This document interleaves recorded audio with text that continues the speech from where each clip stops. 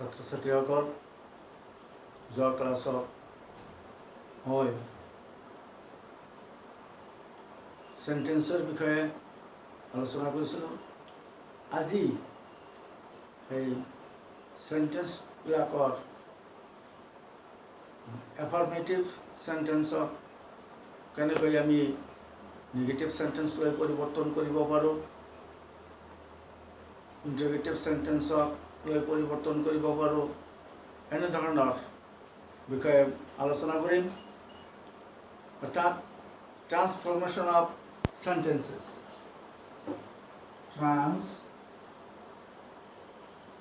Transformation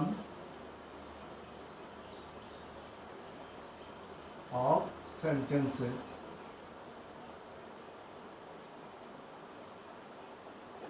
transformation of sentences. আমি জানো যে সেন্টেন্স পাঁচ প্ৰকাৰ, যেনেকৈ অ্যাসাৰ্টিভ, ইন্টাৰগেটিভ, ইম্পাৰেটিভ, অপটেটিভ আৰু এক্সক্লেমেটৰী সেন্টেন্স। আৰু এই সেন্টেন্সত যেটো আমি ভাগ দেখুৱাইছিলোঁ যে অৰ্থ অনুসৰি সেন্টেন্স দুই প্ৰকাৰ, অৰ্থাৎ এফাৰ্মেটিভ সেন্টেন্স আৰু নেগেটিভ সেন্টেন্স। এতিয়া এফাৰ্মেটিভ সেন্টেন্সক কেনেকৈ আমি নেগেটিভ সেন্টেন্সলৈ পৰিৱৰ্তন কৰিব পাৰোঁ তাৰ কিছুমান নিয়ম। এফাৰ্মেটিভ সেন্টেন্স অৰ্থাৎ এইটো যে এফাৰ্মেটিভ সেন্টেন্স আছে,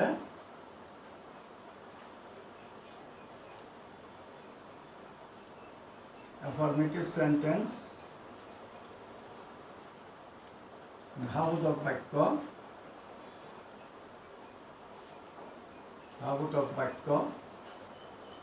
আৰু আনটো হ'ল নেগেটিভ সেন্টেন্স,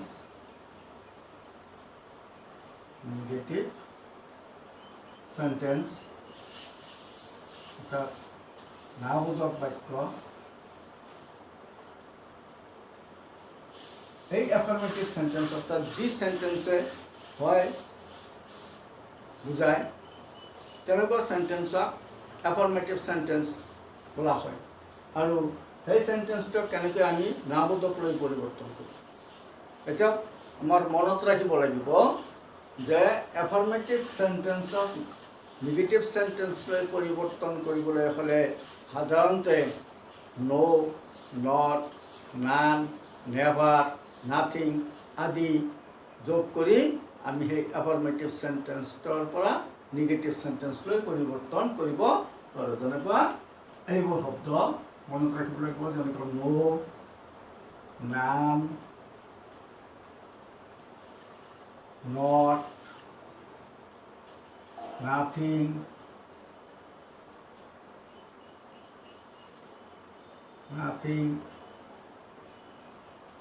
নেভাৰ আদি। এইবোৰ শব্দৰ দ্বাৰা অৰ্থাৎ এফাৰ্মেটিভ সেন্টেন্সক আমি যেনেকৈ নো, নট বা নান, নাথিং, নেভাৰ আদি শব্দৰ দ্বাৰা আমি নেগেটিভ সেন্টেন্সলৈ সাধাৰণতে আমি পৰিৱৰ্তন কৰিব পাৰোঁ। এতিয়া নিয়ম হ'ল যে আমি এইবোৰ কেনেকৈ ব্যৱহাৰ কৰিম, ক'ত আমি নট বহুৱাম, ক'ত আমি নো বহুৱাম, ক'ত আমি নান বহুৱাম, ক'ত আমি নাথিং বহুৱাম, এইবোৰ নিয়ম আমি কেনেকৈ কৰিব পাৰোঁ সেই বিষয়ে আলোচনা কৰিম। এতিয়া প্ৰথমতে ধৰা যে আমি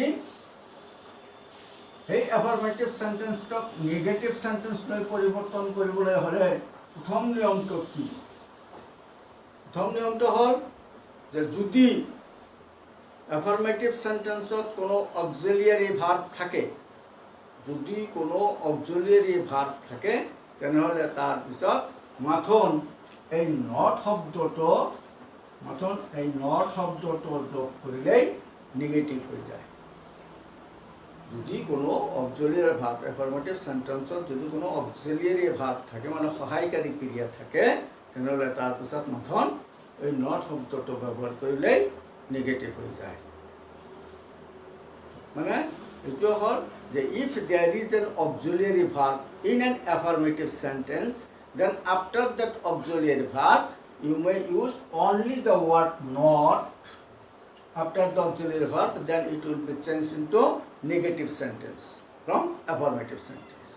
You can change an affirmative sentence to negative sentence using the word not after that auxiliary verb. If there is an auxiliary verb in the affirmative sentence, then after that auxiliary verb only the word not is used, then it will be changed from affirmative sentence to negative sentence. গতিকে আমাৰ সদায় মনত ৰাখিব লাগিব যে affirmative sentence-ত যদি auxiliary, এতিয়া কথা হ'ল যে সেই auxiliary verb-টোনো কি, যদি সেইবোৰ আমাৰ জনা নাথাকে তেনেহ'লে কিন্তু আমাৰ এই কৰাটো অসুবিধা হ'ব।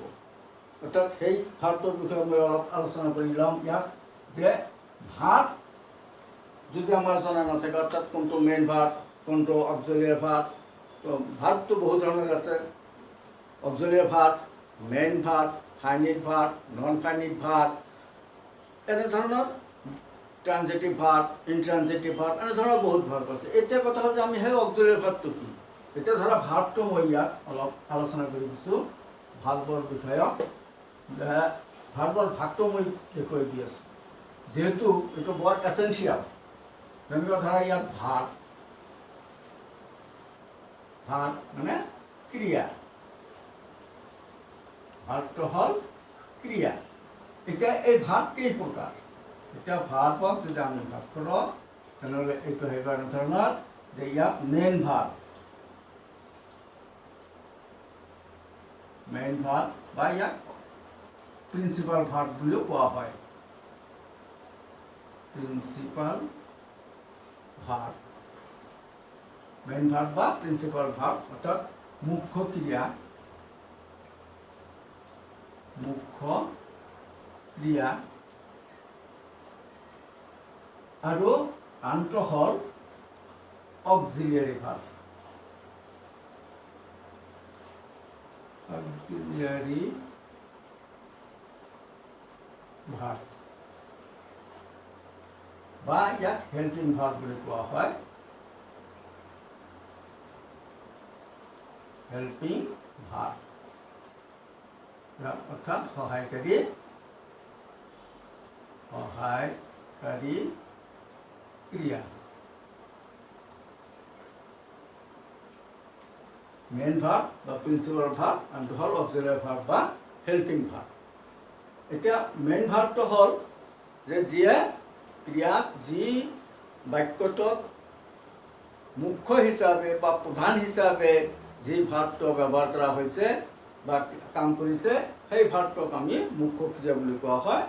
আৰু এই অক্সিলিয়াৰী ভাৰ্বটো হ'ল যে সেই মুখ্য ক্ৰিয়াটোক সহায় কৰাৰ কাৰণে যি ভাৰ্বটো ব্যৱহাৰ কৰা হয়, মুখ্য ক্ৰিয়াক সহায় কৰাৰ কাৰণে যি ভাৰ্বটো ব্যৱহাৰ কৰা হয় সেই ভাৰ্বটো হ'ল সহায়কাৰী ক্ৰিয়া। The verb who helps the main verb, that verb is to be called as helping verb or auxiliary verb. এতিয়া এই অক্সিলিয়াৰী ভাৰ্ব ইংৰাজী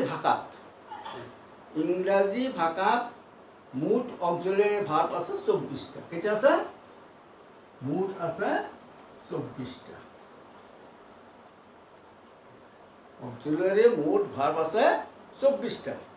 এতিয়া এই অক্সিলিয়াৰী ভাৰ্ব অৰ্থাৎ এই যিটো অক্সিলিয়াৰী ভাৰ্ব আছে, এই অক্সিলিয়াৰী ভাৰ্বটোক আকৌ ভাগ কৰিছে, এই ভাৰ্বটোক আকৌ ভাগ কৰিছে। এইটো হ'ল ৰেগুলাৰ ভাৰ্ব,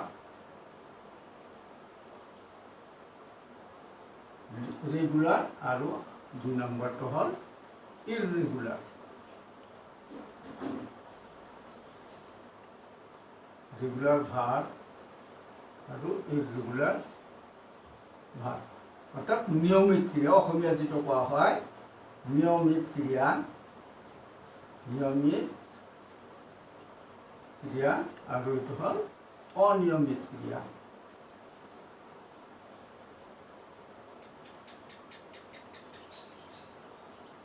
নিয়মিত ক্ৰিয়া আৰু অনিয়মিত ক্ৰিয়া। যেনেকুৱা ৰেগুলাৰ ভাৰ্ব নিয়মিত ক্ৰিয়া, ই সকলো সময়তে ইয়াত অৱস্থাৰ কোনো পৰিৱৰ্তন নহয়, ই সকলো সময়তে কি কৰে যে অক্সিলিয়াৰী ভাৰ্ব হিচাপে থাকে। আৰু ইৰৰেগুলাৰ যিটো ভাৰ্ব, এই ইৰৰেগুলাৰ ভাৰ্বটো কি হয় মানে কেতিয়াবা ই পৰিৱৰ্তন হয়, অৰ্থাৎ এই অনিয়মিত ক্ৰিয়াটো কেতিয়াবা অক্সিলিয়াৰী ভাৰ্ব হিচাপে কাম কৰে, কেতিয়াবা মেইন ভাৰ্ব হিচাপে কাম কৰে। গতিকে যি ভাৰ্বসমূহে কেতিয়াবা অক্সিলাৰী ভাৰ্ব আৰু কেতিয়াবা মেইন ভাৰ্ব হিচাপে কাম কৰে সেইবিলাকক ইৰেগুলাৰ ভাৰ্ব বুলি কোৱা হয়। আৰু ৰেগুলাৰ ভাৰ্বটো হ'ল যে ই সকলো সময়তে অক্সিলাৰী ভাৰ্ব হিচাপে কাম কৰে, ই কেতিয়াও মেইন ভাৰ্ব হিচাপে কাম নকৰে। গতিকে ইৰেগুলাৰ ভাৰ্ব, এই ইৰেগুলাৰ ভাৰ্বটোক আকৌ তিনিটা ভাগত ভাগ কৰিছে। ইৰেগুলাৰ ভাৰ্বক আকৌ তিনিটা ভাগত ভাগ কৰিছে, অৰ্থাৎ এই ইৰেগুলাৰ ভাৰ্বটোক আকৌ তিনিটা ভাগত ভাগ কৰিছে। যেনেকুৱা ধৰা ইয়াত প্ৰথম ভাগটোক এইটো যেনেকৈ 1 নম্বৰ আৰু এইটো 2 নম্বৰ। এতিয়া এই ইৰেগুলাৰ ভাৰ্বটোক আকৌ ভাগ কৰিছে, এটা হ'ল ডু ভাৰ্ব, এটা হ'ল ডু ভাৰ্ব, 2 নম্বৰটো হ'ল হেভ ভাৰ্ব, হেভ ভাৰ্ব, আৰু 3 নম্বৰটো হ'ল বি ভাৰ্ব।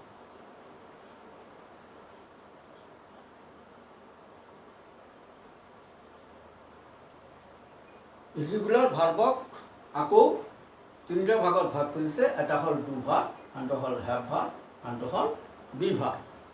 এতিয়া এই ডু ভাৰ্বৰ ভাগত কি কি আছে? এতিয়া ডু ভাৰ্বৰ ভাগত আছে ধৰা ডু, ডাজ আৰু ডিড। ডু, ডাজ আৰু ডিড এই তিনিটা আছে ডু ভাৰ্বৰ ভাগত। হেভ ভাৰ্বত আছে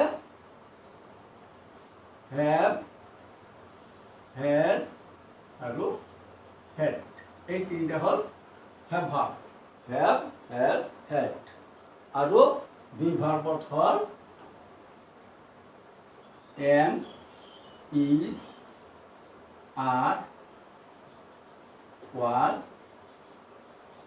ৱায়াৰ।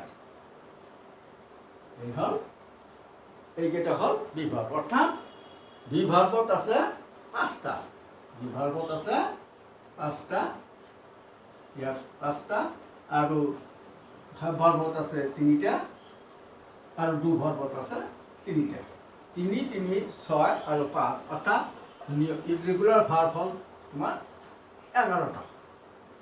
আৰু এই 24টা অক্সিলাৰী ভাৰ্ব, এই 24টা অক্সিলাৰী ভাৰ্বৰ পৰা যদি আমি এই 11টা অক্সিলাৰী ভাৰ্ব মাইনাছ কৰোঁ, তেনেহ'লে ৰেগুলাৰ ভাৰ্ব পাম আমি 13টা পাম।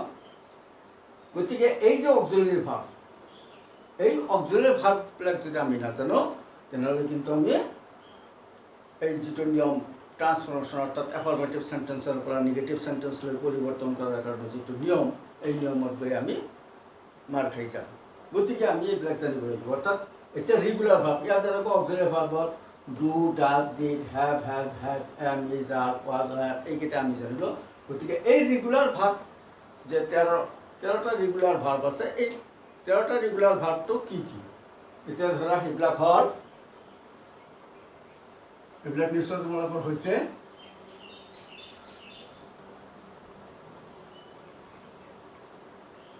এই ৰেগুলাৰ ভাৰ্ববিলাক হ'ল যেনেকুৱা shall, should, will, could, can, could, may, might, must,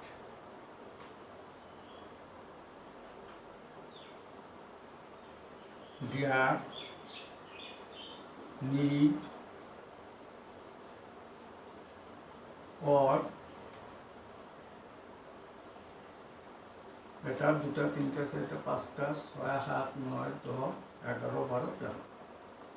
1, 2, 3, 4, 5, 6, 7, 8, 9, 10, 11, 12, shall, should, will, have,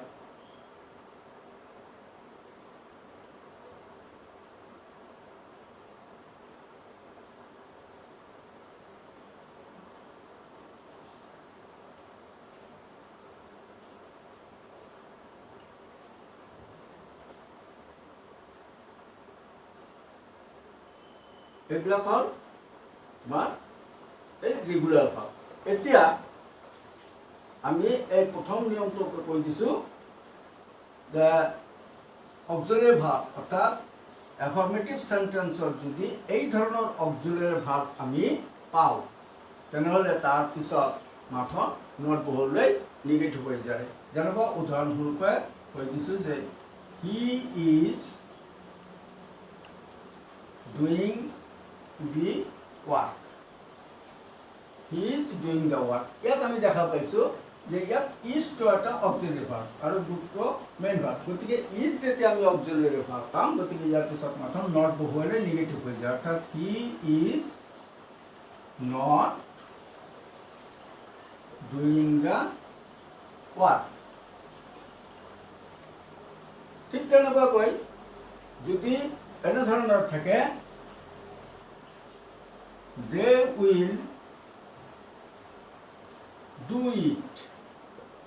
they will do it, ইয়াত উইলটো অক্সিলাৰী ভাৰ্ব। গতিকে ইয়াৰ পিছত মাথন নট শব্দটো বহুৱাই দিলে নিগেটিভ হৈ যাব। They will not do it. অৰ্থাৎ এনেধৰণৰ অক্সিলাৰী ভাৰ্ব যেতিয়াই আমি পাম অক্সিলাৰী ভাৰ্ব পোৱাৰ লগে লগে তাৰপিছত মাথন এই নট শব্দটো বহুৱাই দিলেই নিগেটিভ হৈ যায়। এইটো হ'ল প্ৰথম নিয়ম। এতিয়া দ্বিতীয় নম্বৰ নিয়মটো হ'ল যে যদি অক্সিলাৰী ভাৰ্ব নাথাকে তেনেহ'লে আমি কি কৰিম। ইয়াত আমি দেখা পালোঁ যে যদি অক্সিলাৰী ভাৰ্ব থাকে তেনেহ'লে তাৰপিছত মাথন নট বহুৱালে নিগেটিভ হয়। কিন্তু যদি অক্সিলাৰী ভাৰ্ব নাথাকে, if there is no auxiliary verb in the affirmative sentence then what will you do. তেতিয়া আমি কি কৰিম? তেতিয়া আমাৰ এইটো কৰিব লাগিব যে যদি অক্সিলাৰী ভাৰ্ব নাথাকে তেনেহ'লে প্ৰেজেণ্ট টেন্সত যদি অক্সিলাৰী ভাৰ্ব নাথাকে তেনেহ'লে এই ডু ইয়াক অক্সিলাৰী ভাৰ্ব হিচাপে আমাক ধাৰ কৰিব আনিব লাগিব। We should borrow do as an auxiliary verb. আমি ইয়াক ধাৰ কৰি আনিব লাগিব। যেতিয়া আমি এই বস্তুটো পাই যাম, ডু অক্সিলাৰী ভাৰ্ব হিচাপে পাই যাম, তেতিয়া যেহেতু অক্সিলাৰী ভাৰ্ব হিচাপে পাই যাম গতিকে তাৰপিছত কি হ'ব নট বহুৱাই দিব লাগিব। আৰু যদি সেই সাবজেক্টটো যদি থাৰ্ড পাৰ্চন সিঙ্গুলাৰ নাম্বাৰ হয়, যদি থাৰ্ড পাৰ্চন সিঙ্গুলাৰ নাম্বাৰ হয় তেনেহ'লে ডুটো হৈ যাব ডাজ। আৰু যিটো ভাৰ্ব থাকিব সেই ভাৰ্বৰ শেষত যিটো এছ বাই এছ আছে সেই এছ বাই এছ উঠি যাব। যেনেকুৱা ধৰণৰ ডুৰ দ্বাৰা প্ৰথমতে কৈ দি আছোঁ, যেনেকুৱা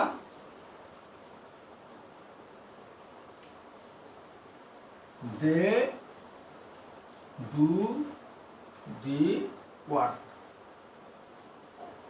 দে ডু দি ৱাৰ্ক, ইয়াত যিটো ডু আছে এই ডুটো কিন্তু অক্সিলাৰী ভাৰ্ব নহয়।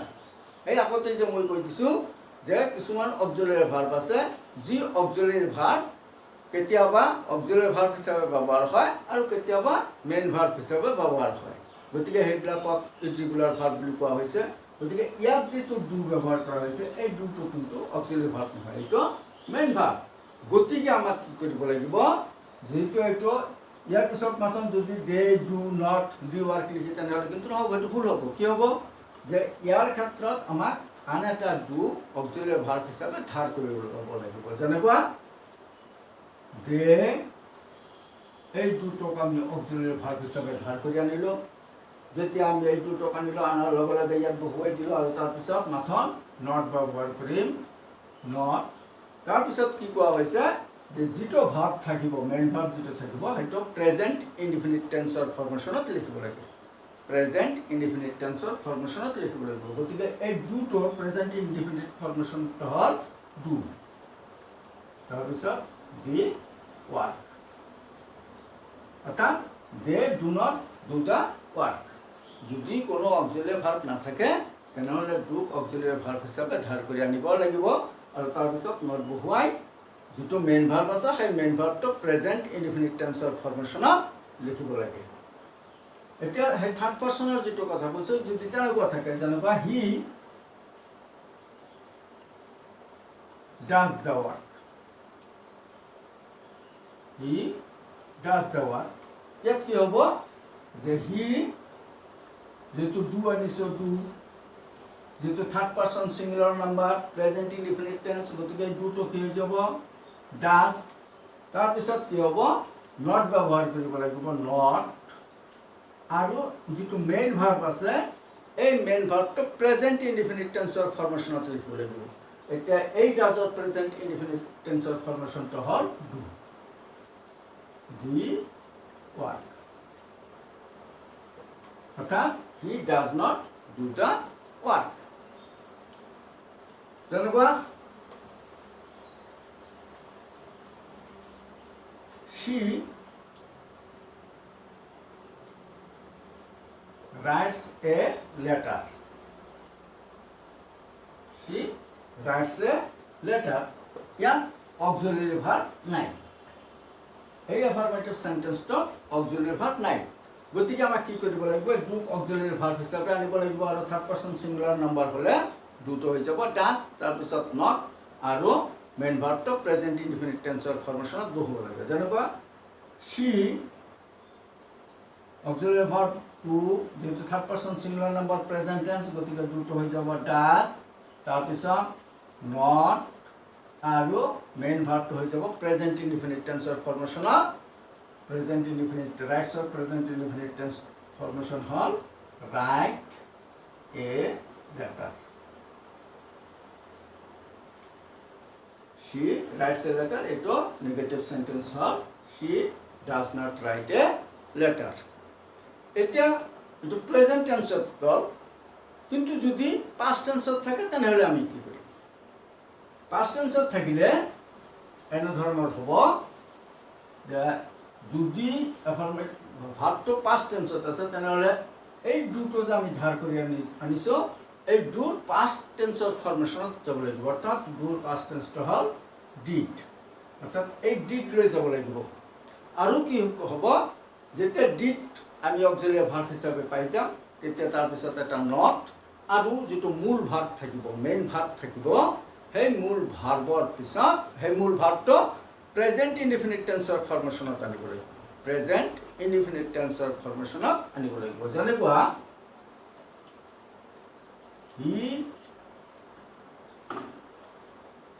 wrote a book he wrote a book এটো past tense আছে যে তেওঁ এটা কিতাপ লিখিছিল গতিকে এটো নামবোধক অর্থাৎ এই সেন্টেন্সটো এটো affirmative sentence এটা নামবোধক লৈ কৰিবলৈ হলে কি কৰিব লাগিব যেহেতু past tense আছে ভাৰ্বটো গতিকে আমাৰ অক্সিলিয়াৰি ভাৰ্ব ডু লৈছো ডু past tense ফৰ্মেশ্যন হয় did গতিকে ইয়াত বহুৱাই দিলো did তাৰ পিছত not আৰু মেইন ভাৰ্বটো আহিব প্ৰেজেন্ট ইনডিফিনিট টেন্সৰ ফৰ্মেশ্যনত অৰ্থাৎ ৰোটৰ প্ৰেজেন্ট ইনডিফিনিট টেন্সৰ ফৰ্মেশ্যনটো হ'ল write A book he wrote a book ইয়াক নেগেটিভ সেন্টেন্স লৈ আমি যেতিয়া লম তেতিয়া হ'ব he did not right A book এনেধৰণে আমি কৰিব পাৰোঁ কিন্তু ছাত্ৰ ছাত্ৰীসকল এনে কিছুমান ওয়াৰ্ড আছে সেইবোৰ দেখাত তোমালোকৰ কি হৈ যায় ভুল হৈ যায় যেনেবা এনে ধৰণৰ কৈ দিছো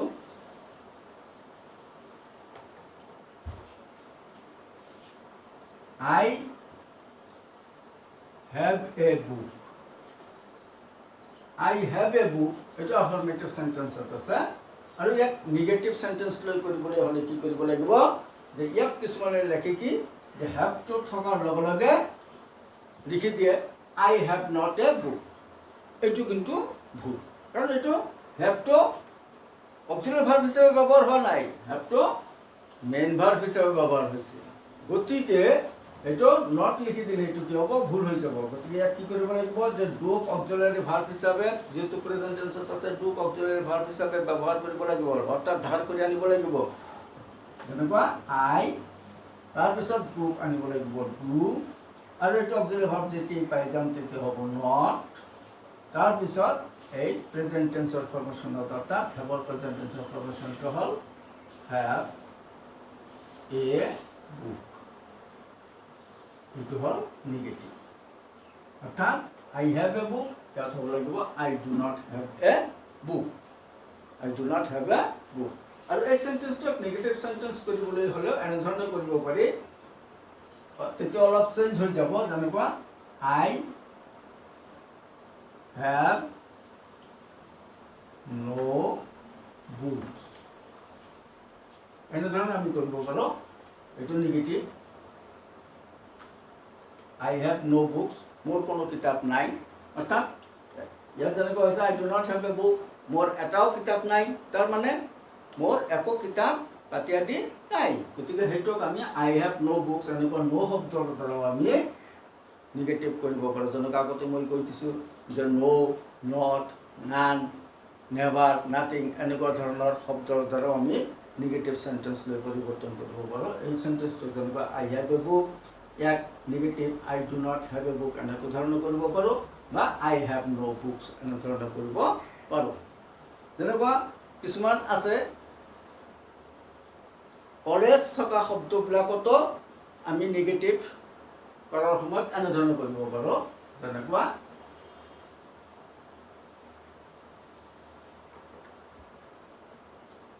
I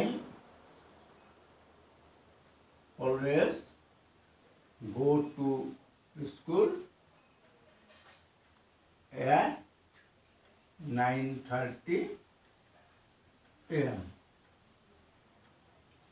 I always go to school at 9:30 a.m. ইয়াত আমি যেতিয়া আমি নিগেটিভ লৈ যাম বা নিগেটিভ এইটো হ'ল এফাৰ্মেটিভ সেন্টেন্স এই এফাৰ্মেটিভ সেন্টেন্সক আমি যেতিয়া নিগেটিভ লৈ পৰিৱৰ্তন কৰিম এনেধৰণৰ কৰিব পাৰোঁ I never go to school at 9:30 a.m. It was negative. I never go to school at 9:30 a.m. অর্থাৎ ইয়াই অলৱেজ থাকিলে তাত আমি নেভাৰ শব্দটোৰ দ্বাৰা নিগেটিভ সেন্টেন্স লৈ পৰিৱৰ্তন কৰিব পাৰোঁ গতিকে ছাত্ৰ ছাত্ৰীসকল তোমালোকে এই বস্তুবোৰ প্ৰেক্টিকেল কৰিব লাগিব ব্যৱহাৰ কৰিব লাগিব আৰু ঘৰত বেছিকৈ এইবোৰ কৰিব লাগিব এক্সাৰসাইজবোৰ কৰিব লাগিব তেতিয়াহে এই সেন্টেন্সবিলাক কৰাত তোমালোকৰ সুবিধা হ'ব আৰু মনত থাকিব আৰু মই যেটো কৈছোঁ যে অক্সিলাৰী ভাৰ্ব তাত যেটো ভাৰ্বৰ লিষ্ট আছে 24টা ভাৰ্ব অক্সিলাৰী ভাৰ্ব আছে সেই 24টা ভাৰ্ব তোমালোকৰ মুখস্থ কৰিব লাগিব আৰু মুখস্থ যদি নাথাকে তেনেহ'লে কিন্তু কেতিয়াবা সেই শব্দটো অৰ্থাৎ তোমাৰ যেটো মনত নাই সেই শব্দটো তাত দি আছে কিন্তু তুমি এইটো পাজল হৈ যাবা গতিকে এই ভাৰ্ববিলাক মনত ৰাখিব লাগিব আৰু ঘৰত বেছিকৈ কৰিব লাগিব নেক্সট ভিডিঅ'ত মই আন কিছুমান নিয়মিত আমি প্ৰথম এটা নিয়ম আৰম্ভ কৰিলোঁ আৰু নেক্সট ভিডিঅ'ত মই যেনেকুৱা কিছুমান সেন্টেন্স আছে যে অৰ্থ পৰিৱৰ্তন নকৰাকৈ নিগেটিভ লৈ পৰিৱৰ্তন কৰা অৰ্থাৎ change the affirmative sentence into negative without changing the meaning অৰ্থাৎ অৰ্থৰ পৰিৱৰ্তন নকৰাকৈ হাবোধক বাক্যটোক নাবোধক বাক্যলৈ কেনেকৈ পৰিৱৰ্তন কৰিব পাৰোঁ নেক্সট ভিডিঅ'ত মই এই বিষয়ে আলোচনা কৰিম আজি ইমানতেই সামৰণি মাৰিছোঁ তোমালোকৰ ভাল লাগিলে বন্ধু বান্ধৱীসকলৰ লগত লাইক বা শ্বেয়াৰ কৰিবা বেছিকৈ শ্বেয়াৰ কৰিবা আশা কৰোঁ তোমালোকৰ নিশ্চয় ভিডিঅ'টো ভাল লাগিছে ধন্যবাদ